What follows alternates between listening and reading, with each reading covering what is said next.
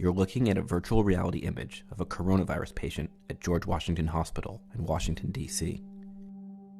The patient is a generally healthy 59-year-old man with high blood pressure. Just days before this image was created, he was asymptomatic.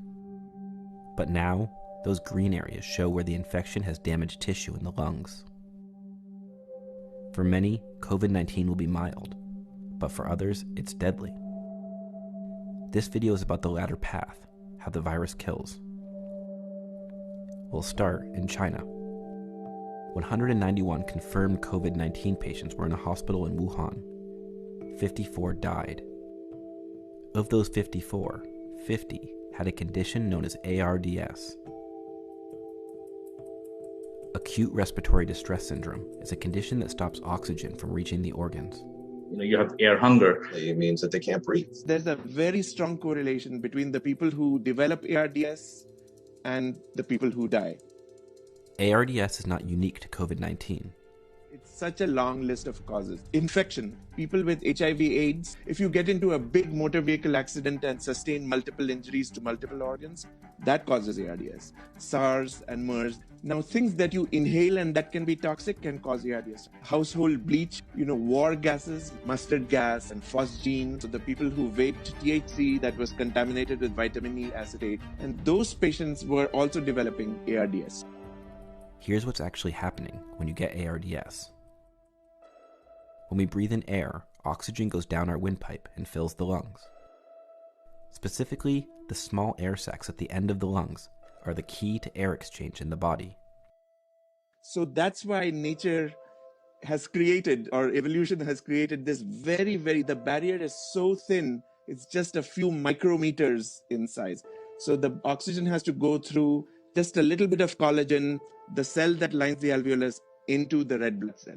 Once it gets into the red blood cell, then the blood takes it, back into the heart and from there to the rest of the body. And this is the key to understanding why COVID-19 is killing people.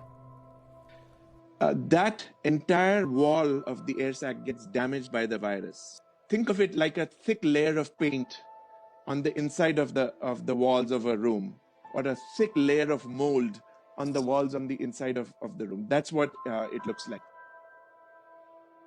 As that wall becomes thicker, oxygen can no longer pass into the bloodstream, and your organs begin to suffocate.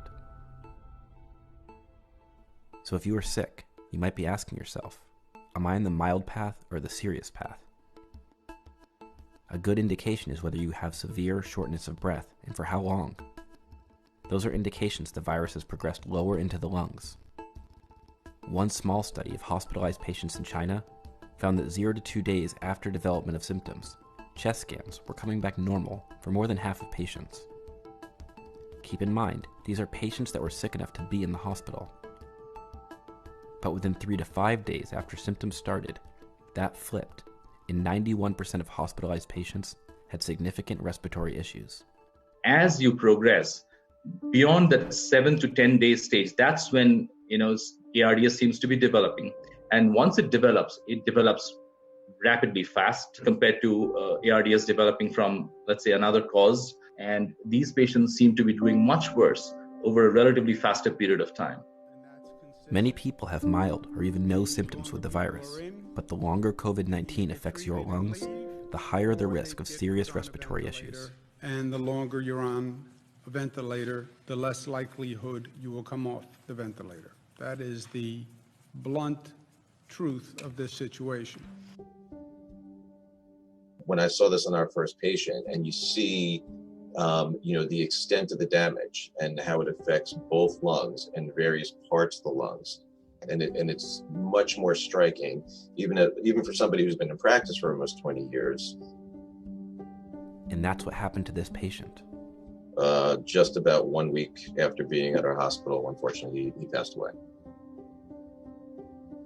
Really, my goal of trying to get this out into the public is so that they understand the severity of the problem that we're seeing and why the social distancing and the flatten the curve and every other hashtag that's come up in the past couple weeks is just so important, is because This is a community-wide problem. It's a global problem, and it's going to take a community solution, right? Everybody has a role to play, and if you're not in the healthcare field right now, your role is to stay home, right? Because again, the virus doesn't move on its own.